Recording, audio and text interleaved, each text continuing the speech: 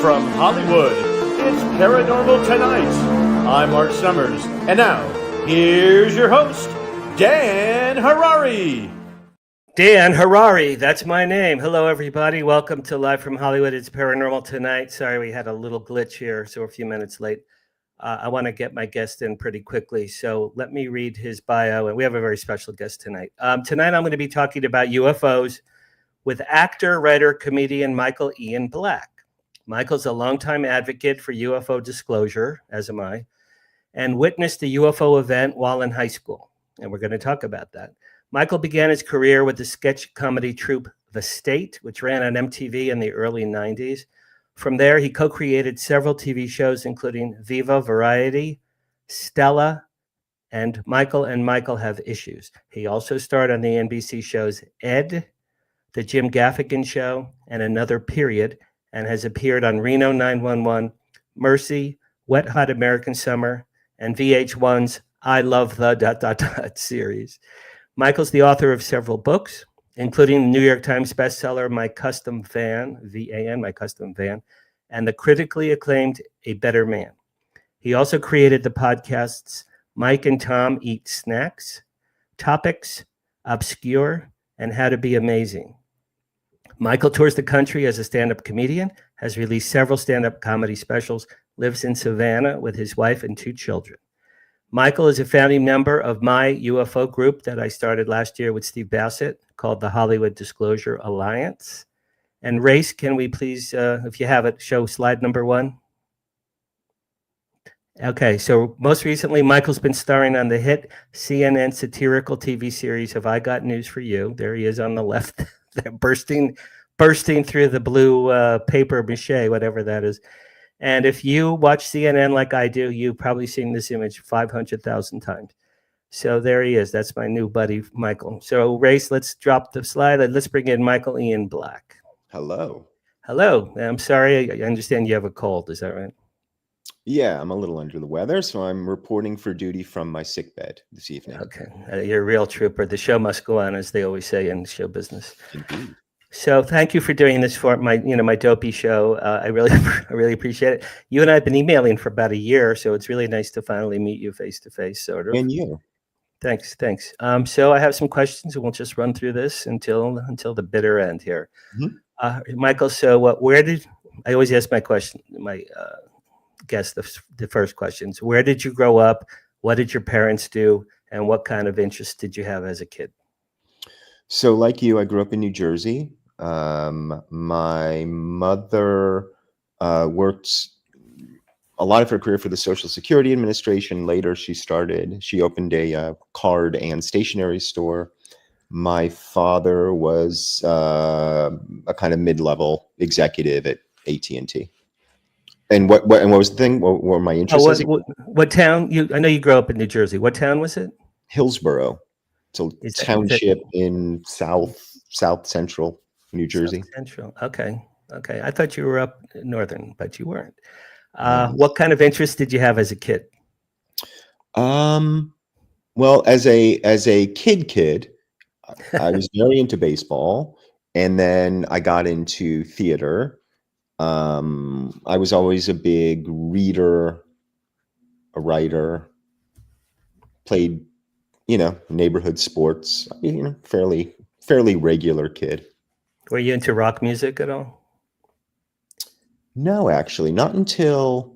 Interesting. I went from being into like 80s pop music when I was like a young teenager, and then immediately when my junior and senior year of high school transitioned into like hardcore punk. So there was never like a rock and roll sort of middle ground for me until later in my life. Interesting. Well, I'm older than you. I'm 68, and for me, it was the Beatles. And the Beatles for a while when I was, 7, 8, 9, it was the Beatles. But then when I was 10, Michael, the Monkees came on TV.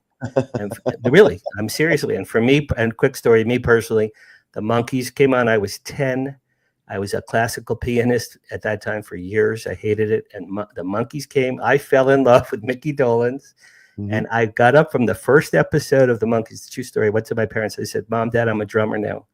And they said, yeah, right. Yeah, sure. I go, no, you don't understand. I'm a drummer now.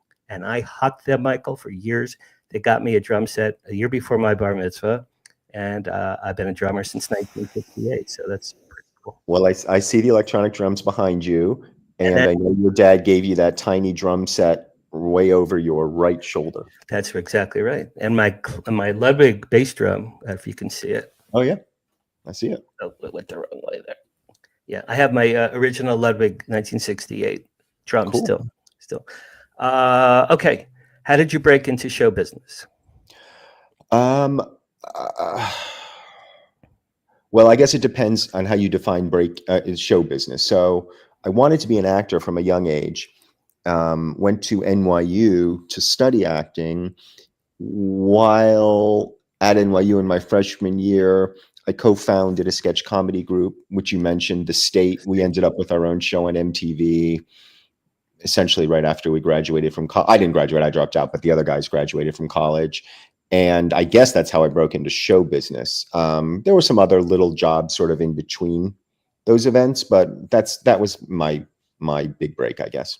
Cool. Okay. All right. Now we're going to get into the heart of our conversation. You wrote a piece. It's online called My UFO, which I loved. And you say in that piece, you say toward the end of your senior year of high school, you and two friends saw a bright red and orange luminous fireball about 100 feet above a tree line. You said it was slow moving, made no sounds. And the interesting thing is you and your friends never discussed this, right? Until just recently when you sort of recalled it. Tell me about that, because I have a similar thing. I forgot about a sighting for 47 years. But tell me about this sighting. I never forgot the sighting. Like it was sort of with me continuously from the moment it happened. But there were, I think, sort of two interesting things about it. The first is, I mean, just having a sighting is not uncommon, but unusual. But what was more interesting to me about it was our reactions to it. Like you just said, I was with two other people in the car. We never talked about it. The night I got home from that trip, we were at the movies driving home when I saw it. I went to sleep, woke up the next day, and immediately checked the newspaper, which was the Courier News for New Jerseyans, to see if a small plane had crashed, because I thought that was the only sort of possible explanation. And there was nothing in the newspaper. So years later, I was talking about this with my kids, and I said to them, I bet you, if I get in touch with my ex-girlfriend, who I was still in sort of infrequent communication with, she will have no memory of this event.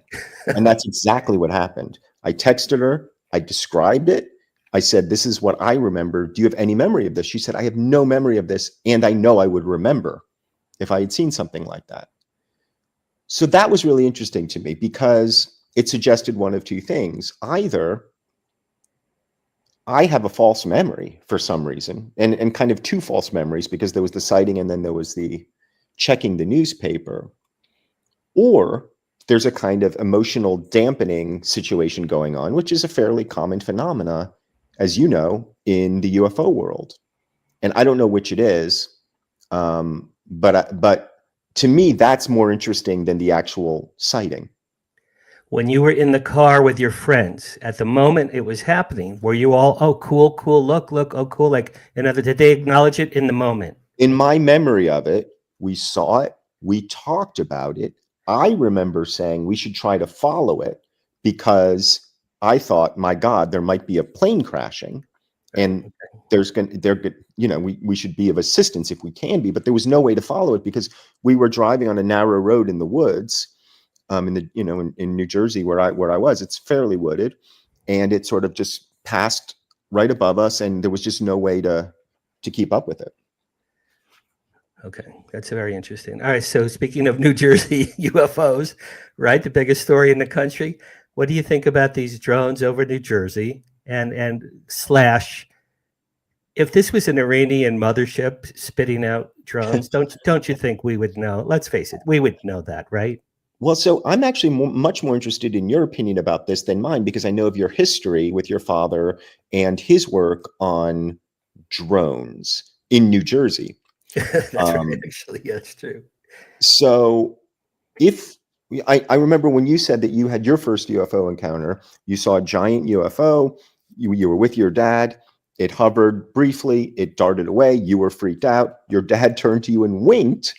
And from that, you sort of surmised that your father, years later, you surmised that your father knew what the craft was and had possibly or probably worked on that craft or similar. So now we're 50 plus years later, we're still in New Jersey, we're still seeing mysterious craft.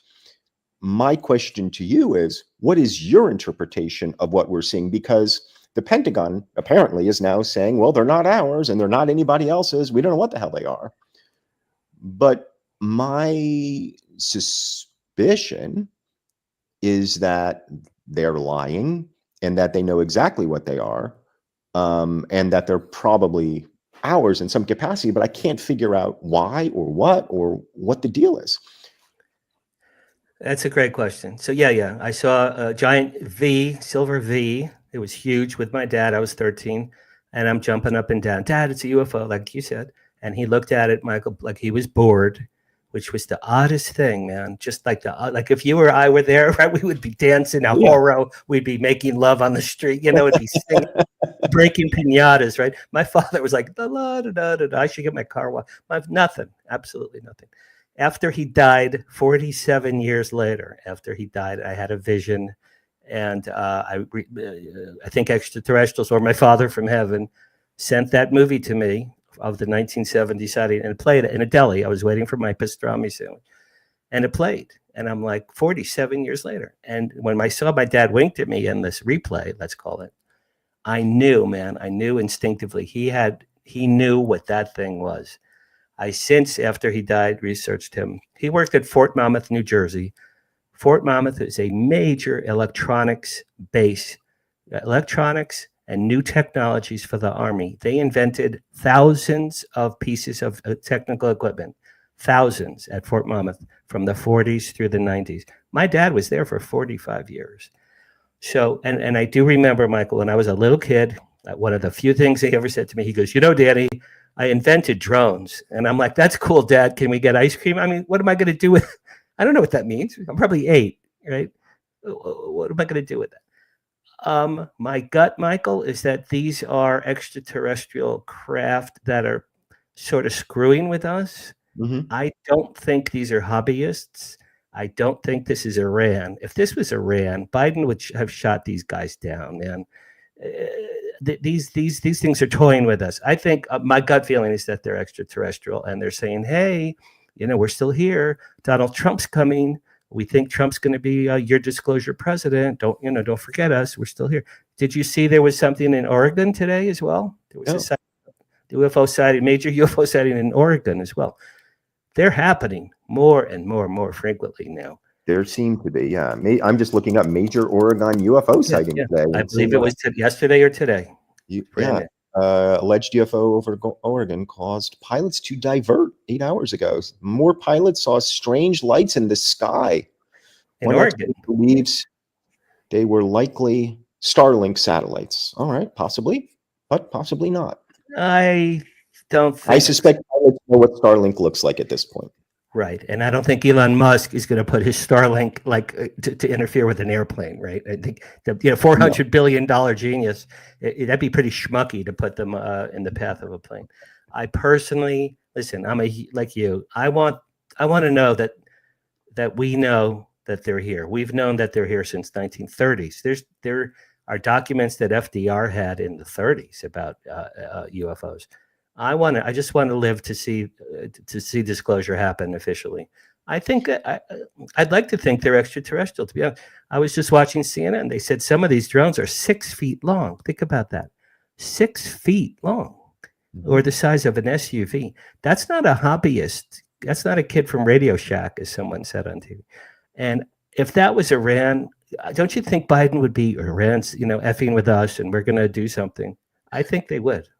Well, why do you say Iran in particular as opposed to China or Russia or whomever? It's been reported 2 days ago. The Pentagon said there was a rumor that it was a mothership, an Iranian mothership off the coast that was releasing little baby drones.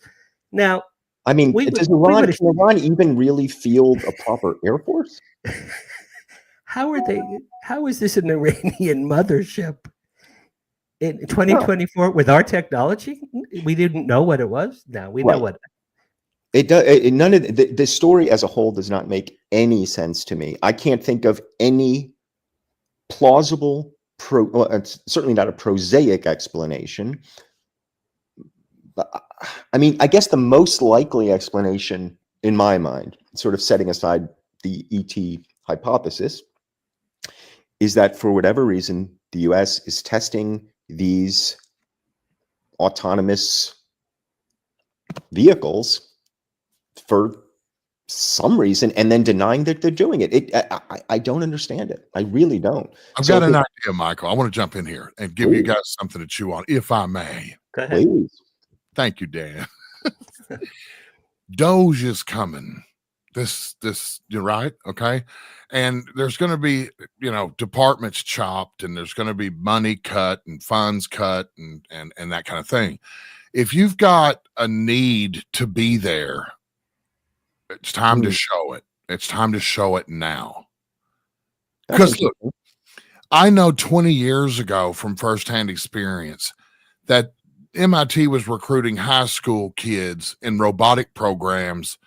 2 kids that went to school with my nephew that were in a robotic program in high school from MIT were recruited by them with a $60 million grant to create dragonfly drones and mosquito-sized drones from talented kids at the high school level. It's not going to take an F-16 or a chopper to bring down a drone. It's going to take drones that are going to go get drones, and we've got them.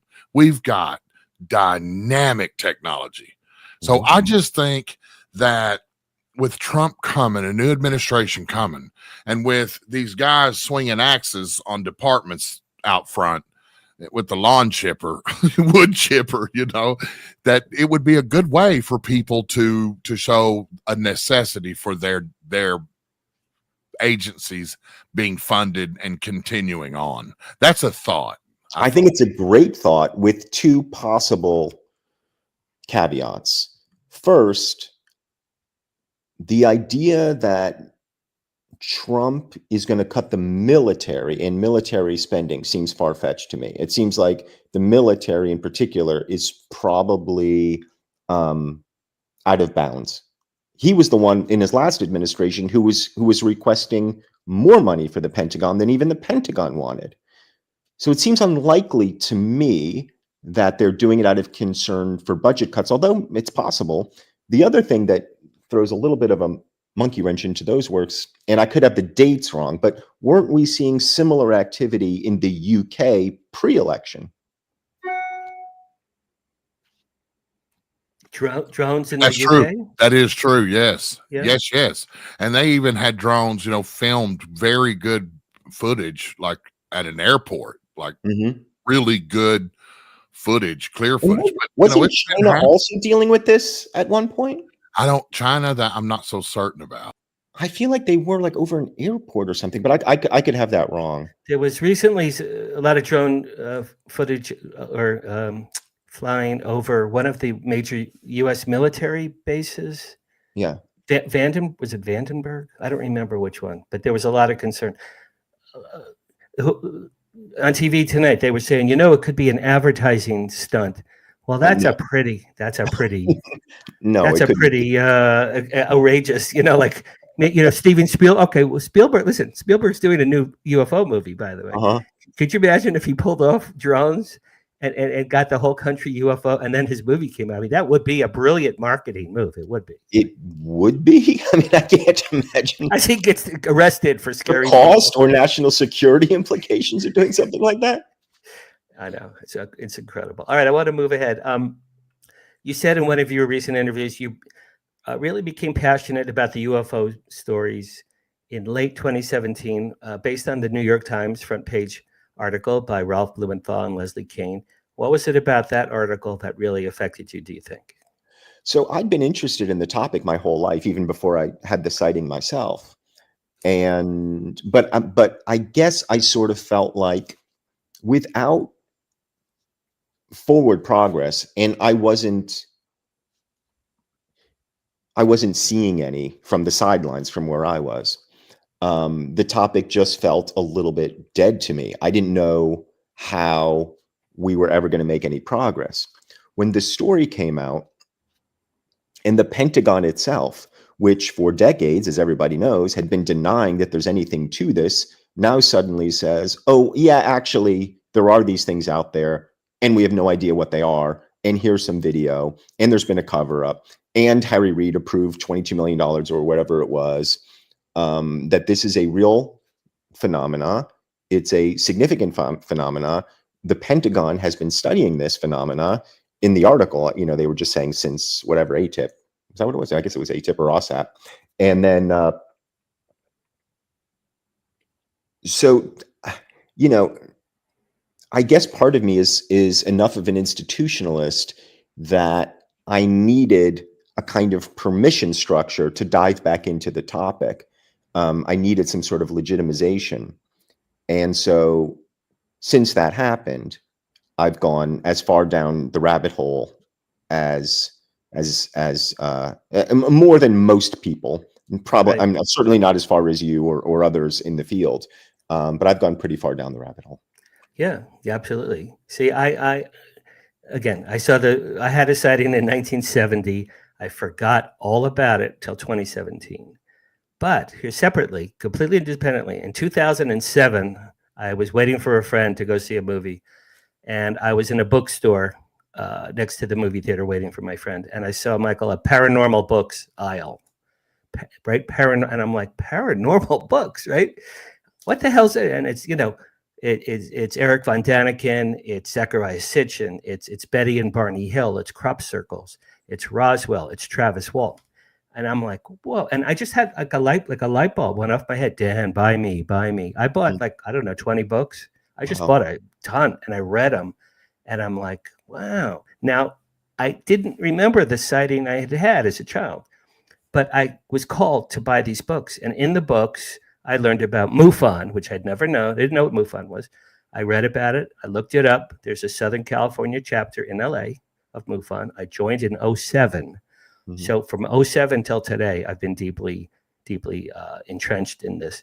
But it was in 2017 that I had my recall of my first experience. So anyway, I'm all over the place. Now, just out of curiosity, was the recall of your sighting, did that predate the Times article or postdate it? The New York Times article? Mm-hmm. Oh, wow. That's such a great question. My dad died. Article was October, I want to say? I think it was December. December. You know what's funny, Michael? You almost predated it. It was the same year. My dad died in April 2017. 3 days later, I went to get a pastrami sandwich, and I had a download of the event. I saw it was a hologram. I saw it. It played for me. April 2017. New York Times article was December 2017. My daughter seems to think that whatever is out there perhaps influencing me a little bit, it was like, Dan, you're kind of one of us, you've seen us, you've had experiences, maybe, and then I met Steve Bassett and we created the Hollywood Disclosure Alliance, and I wrote my book called After They Came. All these things, Michael, it's just really one door led to the next, very linear. I didn't even try at all. These things just happened. I became the publicist for Contact in the Desert. All these things just lined up. So like you, I think you and I both had we have a calling for whatever reason. We have a calling, and this subject fascinates both of us. Yeah. And what's interesting to me about it is how passionate people like you and I are, and how how obvious it is to people like you and I that not only is this an important story, it is potentially the most important story in the history of humanity. And without being hyperbolic, beyond. I mean, to me, saying it's the most important story in the history of humanity isn't the hyperbolic part. That to me is just obvious. That's The a statement. hyperbolic That's a part- statement of fact. Yeah, that's a statement of fact. the hyperbolic part would be to suggest that the story itself is indicative of something much, much grander than humanity itself, and indicative of a, let's say, to keep it simple, some sort of galactic story of which we are only a tiny part. So that is where my head just naturally goes. And then there's people like my wife who couldn't give a shit, and that to me is perplexing. And my wife, I think, is, you know, representative of 98% of the population who, for whatever reason, don't have that, is a calling? I don't know what it is, a fascination, obsession with humanity's place in the universe, which to me, as a human, the human DNA, it seems to me like we're, for lack of a better word, programmed to explore ourselves and to understand who we are in relationship to the rest of the world, capital W, world. So when people aren't interested in this topic, I find it mystifying because it speaks to something so deep in me that I assume every person has it, but they don't seem to, and I don't understand why. That's so true. My mother just turned 90 a few weeks ago, right, Michael? My mother turned 90, God bless her, little Brooklyn Jewish lady. Danny, it's enough already with the aliens. That's every time. You know, Ma, you know, I had a sighting. I wrote a book. I met Nick Pope. Danny, it's enough with the aliens. I mean, that's right. It says it all. Yeah, and that's my wife too. Yeah, show me an alien. Otherwise, you know, go make me a cup of coffee and go away. Right.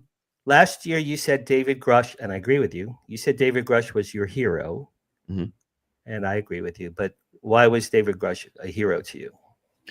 Because it seemed like he was a kind of black swan event. And I could be wrong about that. It could be that there was more sort of going on backstage that I'm unaware of.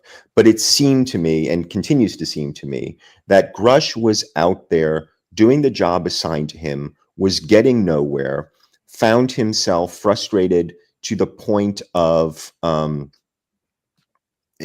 deciding to essentially throw his entire career away, military career away, for the purpose of whistleblowing and informing the American and global public about what he discovered. That takes a tremendous act of courage. Chutzpah. The word is chutzpah. Perfect word for it. Yeah. You know, not only was he taking a financial hit, he was endangering himself physically, if he is to be believed, and I do believe him. And he was throwing away. He was throwing away a huge part of his life, his network, his community, his friends, for the purpose of sharing with the public things that he felt they profoundly needed to know. To me, that's a heroic action, no less than, say, you know, Deep Throat during Watergate, or any other truth teller who comes forward knowing the risks involved. Are you aware of the two Stevens in Washington, D.C.? The two Stevens, Stephen Bassett and Stephen Greer. I mean, you know who both of those guys are. They, independently, they're friends, but they don't work in tandem. Steve Bassett's like one of my best friends. They, for 30 years, have been presenting UFO, not really whistleblowers, let's say experiencers and researchers, for 30 years at the Washington Press Club, right? In Washington, D.C. They always have press there. They always get some coverage. But, you know, to piggyback on the Grush, but when Grush came out, at least his was in the LA Times. It was page 19, Michael. I remember the next day. I'm like, you know, yeah, we have extraterrestrial biologics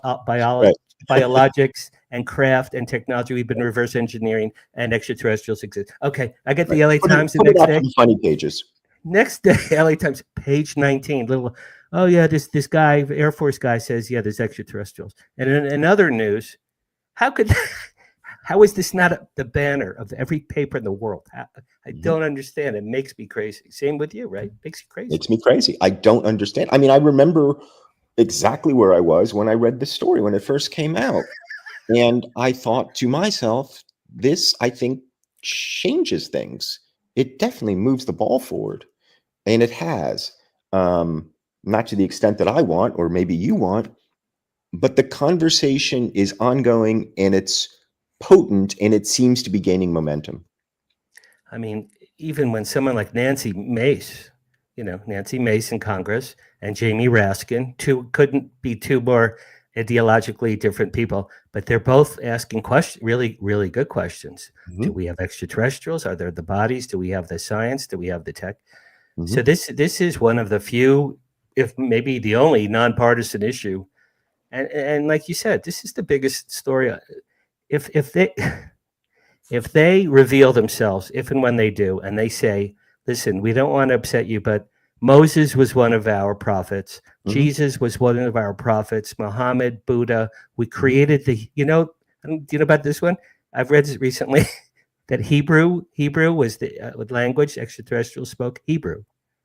Wouldn't that? Well, I mean, what's funny about that? Isn't that great? It's fascinating, but it's also, I mean, all those sort of symbols that you sometimes see, they vaguely resemble Hebrew. Well, Moses parts the Red Sea. Manna from heaven. You know about manna from heaven? Manna from heaven. Something in the sky fed the Israelites from the sky for 40 years. The desert doesn't have food or water. Manna from heaven. Okay, so even if it was God, but God had to do it mechanically somehow, right? In the Hebrew Bible, there's a passage that says there was a pillar of cloud that followed the Israelites through the desert by day, and a pillar of fire followed them at night so that they could see where they were going for 40 years. Now, a pillar could also be a column. It could also be a cigar-shaped UFO. This is in the Hebrew Bible. Moses gets the 10 Commandments. He comes down Mount Sinai. He was glowing. Apparently, Moses was glowing. Why? He was on a craft. I forget how many days he was gone. He speaks to the burning bush, but the bush was not consumed by the fire. That was a craft. So much. I mean, when they say, hey, look, we created you humans. We created your religions. Here's all the answers. People's heads are like, my mother's head will explode. She'll just explode right off the bat. Right. And then all these people are going to go, Jesus was an extraterrestrial. It's so huge. I don't know. Well, It's nice. I don't know that I can go with you to the point of Jesus was an extraterrestrial. No, he was a hybrid. I believe he was okay. All right, hold on. How about that? Hybrid, I'll go with you to hybrid. Okay, hybrid. Yeah, for sure. Wait, hold on. Mary was human. His mother was human. Okay, right. Yeah, makes sense. His father was God. Now, God by definition is an extraterrestrial. God doesn't walk on the sidewalk and go to Walmart. God is it. So by definition, according to those who described him, he was a hybrid. And I tell my ex-wife and my daughter are super Christian, and they're like, Dad, you're insane. They yell at me, Dad, you're insane. He's not a hybrid. Of course he was. He was. That's like a walk on water, right? Fishes and loaves. Did you see that show, The Chosen, by the way? Oh, is that good, Michael? There's a 4 seasons show. It's called The Chosen. It's the history of Jesus. Very well researched. The actor looks the acting, every episode makes you cry. It's so well done. You should look into that. It's about the apostles.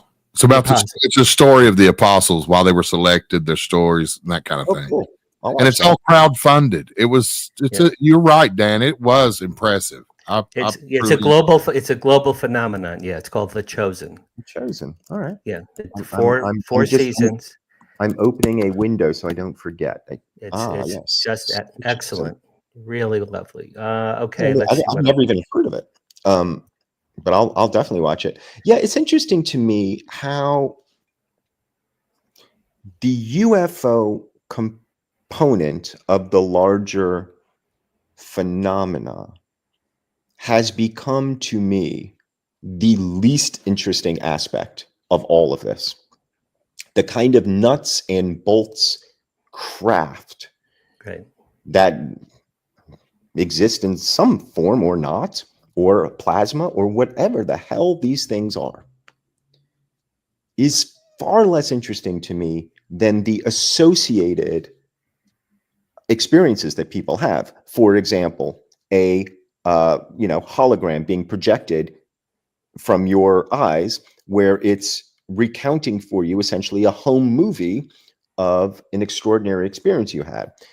Your dead father communicating with you vocally is to me, I don't know if it's directly related to your sighting, but it's certainly adjacent. The idea of, I don't know if you've been listening to this podcast, The Telepathy Tapes, which is maybe the most extraordinary thing I've ever heard, which does a deep dive into a phenomenon among minimally verbal or nonverbal autistic people who apparently can communicate telepathically. Wow. Not only with each other, with family members. They can they have a sort of virtual realm where they meet, called the Hill, where they all sort of telepathically transport themselves and have hangouts. Basically, it's like a chat room.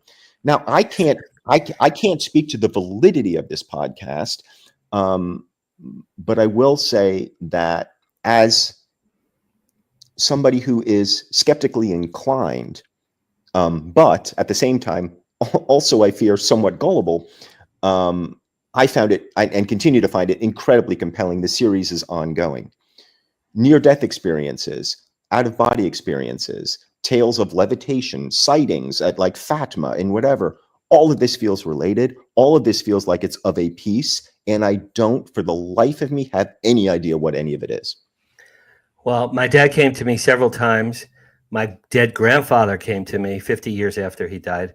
What was that experience? He was a poltergeist. I moved into an apartment in Beverly Hills with a girlfriend in 2003, and things were flying around, things were breaking, things were moving. What do you mean things were flying around? You were witnessing things moving across space? Okay, let's see. I'll give you a couple of things.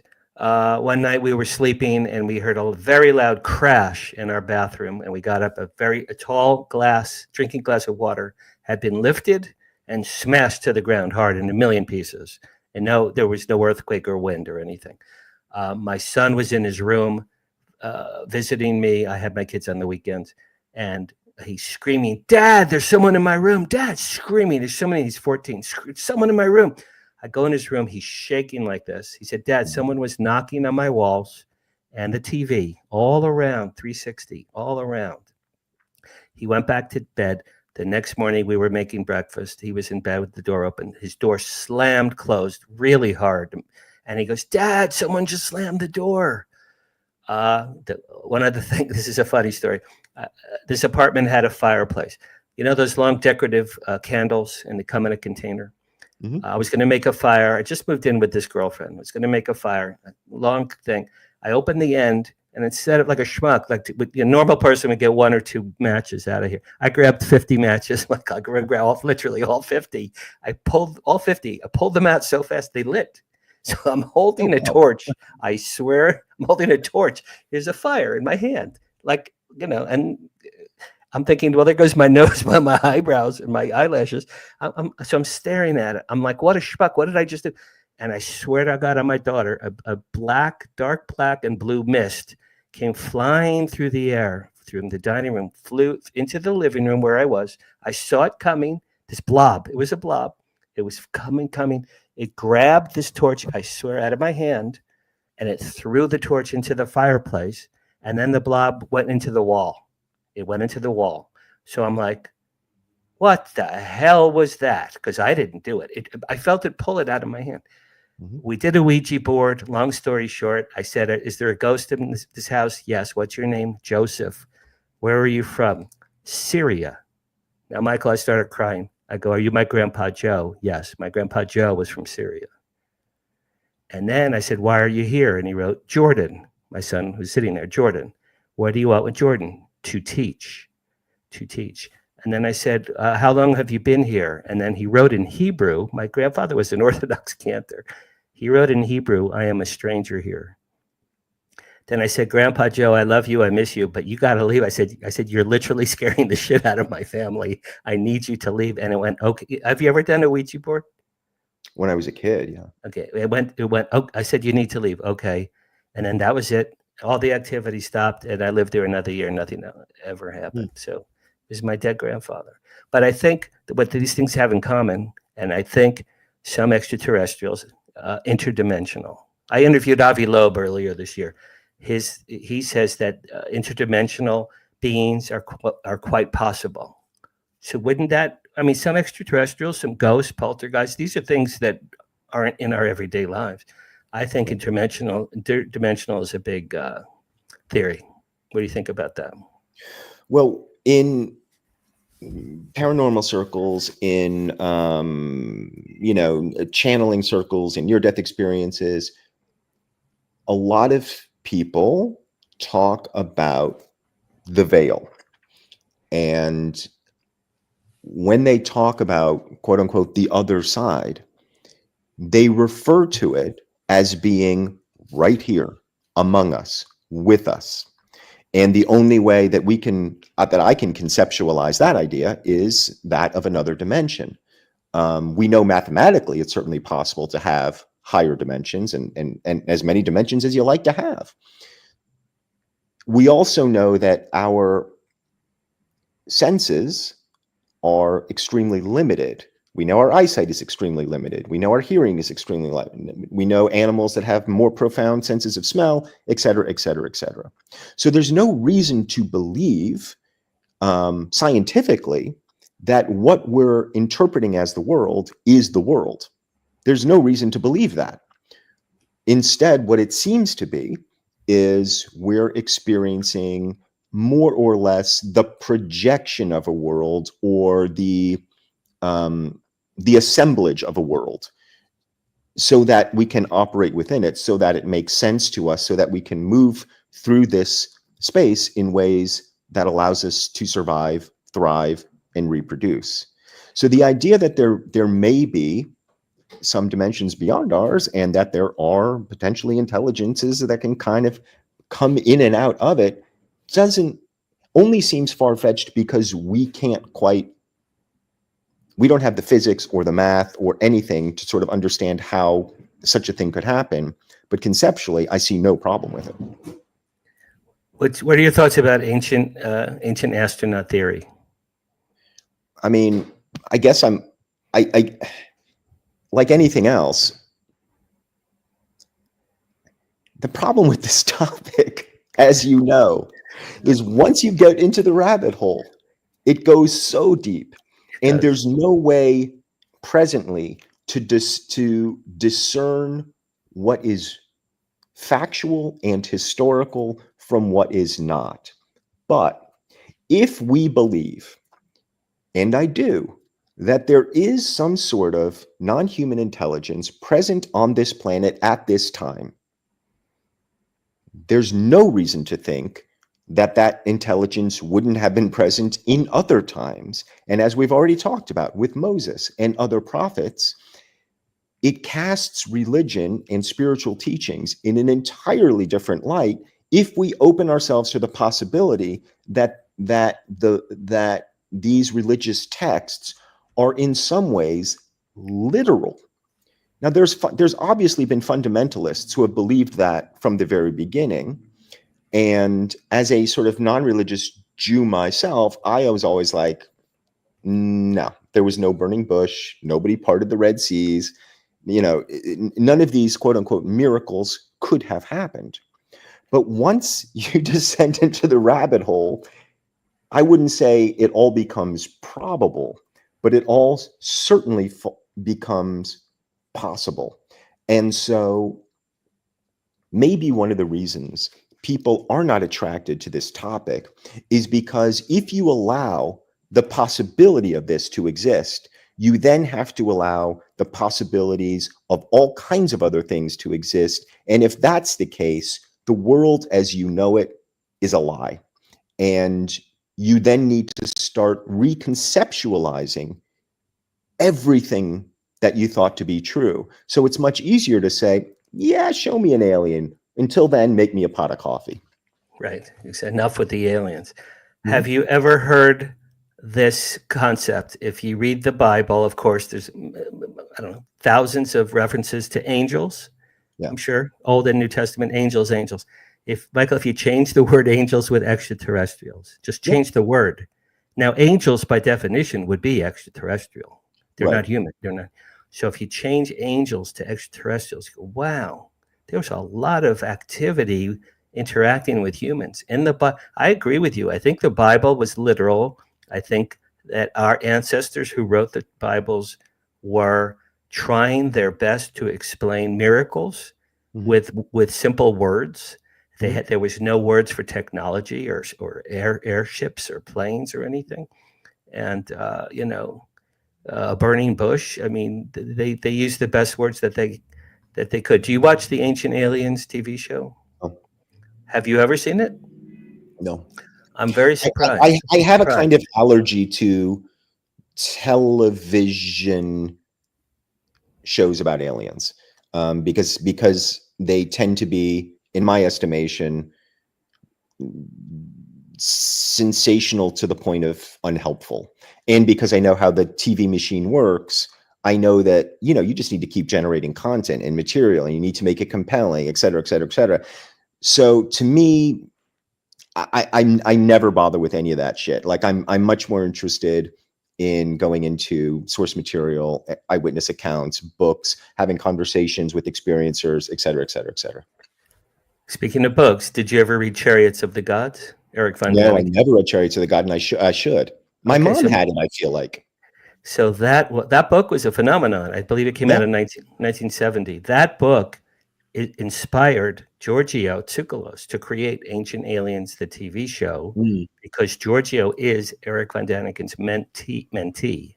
Oh, I didn't know that. So the Ancient Aliens TV show is essentially built upon Eric Von Däniken's Ancient Alien theory. And so if you watch the earlier, watch a few episodes, Michael, because a lot of it it will make you make your mind go crazy. But some of it's crappy. Some of the praying mantis and the ones that look like insects. I don't know about those, but there are episodes you go, like the Easter Island statues, Stonehenge, right? Crop circles. There's a lot that could be extraterrestrial. Race, do you have something? One thing you're talking about, let's say our forefathers, the ancients, those that have walked before us. When the one thing that really scrambles my brain is the flower of life, the ancient Sumerians, the 64 eccentric circles, and it's found on every continent on the planet. And it, from the farthest reaches back that we can go, it was over in Syria back when ISIS was destroying all of those temples and statues. And I mean, that's some of the oldest artwork, etched artwork on Earth. But there are these round globes. You can see them in a lot of images, maybe before that can call to mind now, where like a lion's paw is on a ball, and it's on the ball, looks like it's almost like a floral print, but it's 64 circles that are all interlinked together. And the math behind it just breaks my brain to try to understand it. But if you ever get the chance, Mike, and Dan as well, look at the flower of life. You want to go back and see just how intelligent, how smart, how much credit right there in that one thing is where we can really give the kind of credit to those who recorded these things.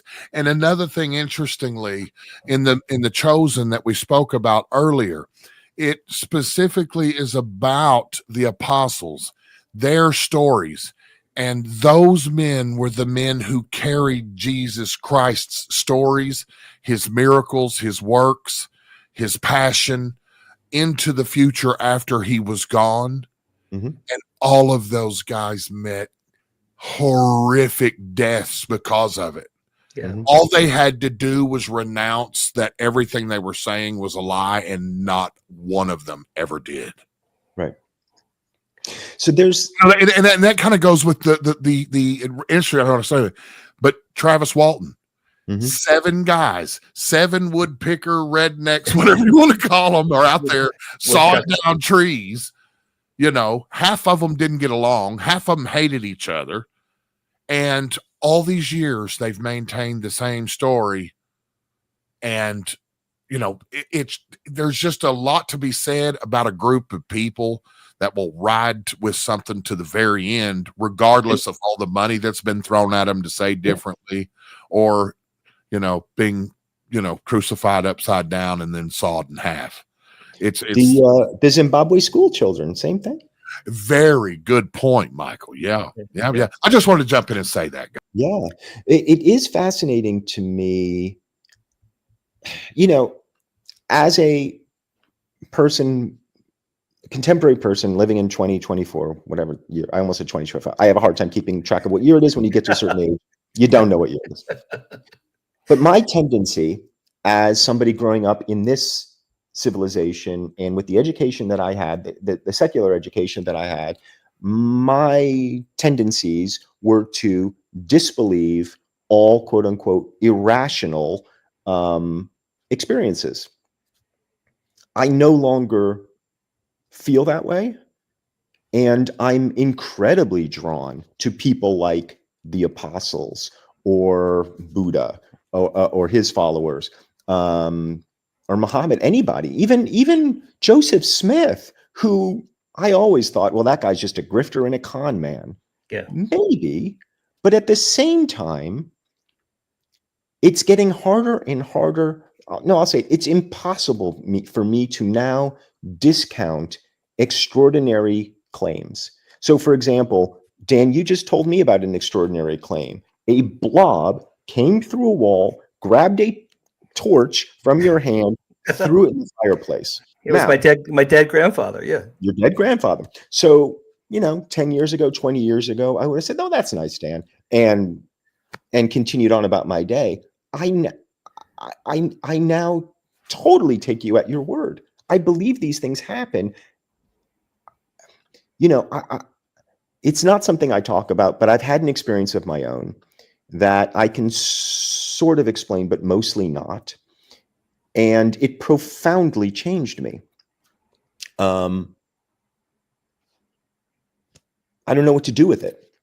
I mean, I do know what to do with it, and I'm doing it. I'm having a conversation with you, and I'm writing about things, and I'm talking about things.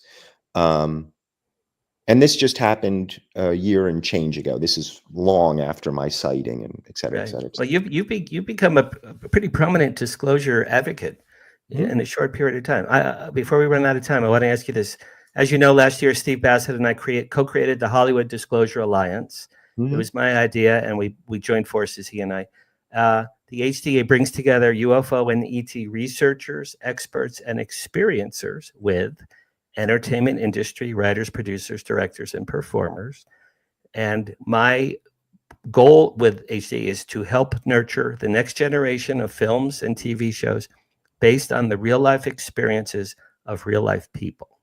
So, Michael, what do you think Hollywood's role should be in regard to the disclosure movement?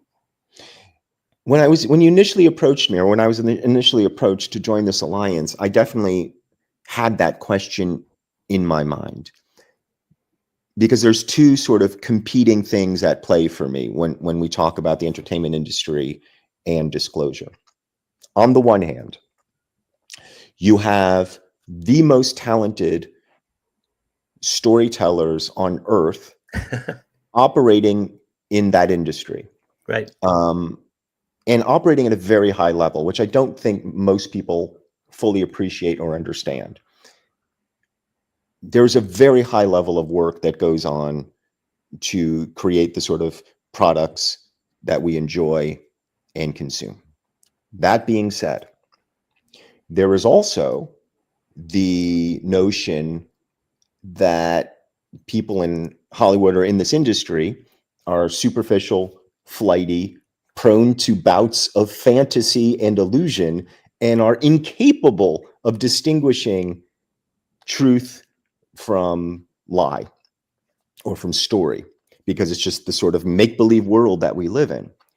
And so I think it's a fine line that the Hollywood Disclosure Alliance has to walk, because yes, we are storytellers. That is what we do, and we do it better than anybody.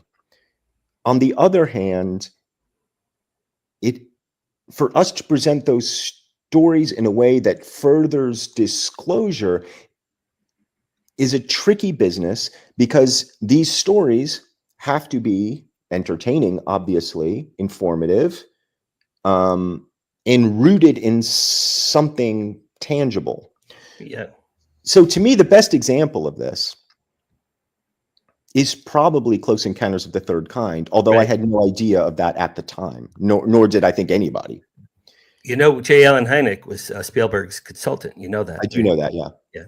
I obviously didn't know that when I was a kid. I don't think I only learned that in the past I've seen few that years. movie probably, I don't know, 60 times at least. That movie deeply affected me. I cry every time when I see that movie. It's a deeply affecting movie, because I think what makes it so powerful is, although it's Spielbergian in all of its kind of glory and magnificence, whether you like that or not, and at times I like it and at times I don't, right? There is also the phenomenological component of it. There's the telepathy component, which in 1970 whatever, when this film came out, 75. that 75. sounds right? No, 77. 77. Jaws was 75, 77. Okay. There's aspects of that film that seem very contemporary, in the way that it links these disparate phenomenological points and creates a kind of cohesive whole out of them. That to me is super compelling. Well, I think we have to wrap, but I think what you said just now about HDA, Michael, in a sense, these stories have to be vetted in some way, right? I mean, if my neighbor knocked on my door and said, Dan, I just met Bigfoot. Oh, okay. How do I know that? Right. Mm-hmm.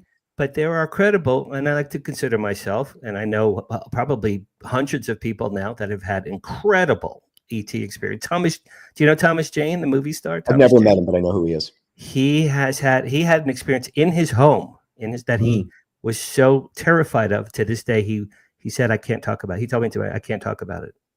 It was something came into his home and something happened to him in his home. So there are real stories out there. They need to be vetted, I guess, somehow, so that they're credible. Anyway, can we do maybe a part 2 in the spring? I'd love to talk to you more. We're going to run out of time. I'm always happy to talk about this shit, because nobody in my house will. So I know. Me too. I don't even care that other people are watching this. Right? I've wanted to talk to you for like a year. I hope you feel better. Congratulations on Have I Got News for You, season 2, February 15th. Yeah, it airs February 15th. Yeah. Second great season. Show. It's very funny. Watch it on CNN Saturday nights. Feel better. Maybe like February, March, April, somewhere in there. Yeah. Give me a holler. I'm around. I really would like to do it again. Sure. I have a million questions we didn't even get to. Thank you for being here on my Dopey Show. Thank you, everybody, for watching live from Hollywood. It's Paranormal Tonight. And watch Michael on CNN. Take care. Bye-bye. You too.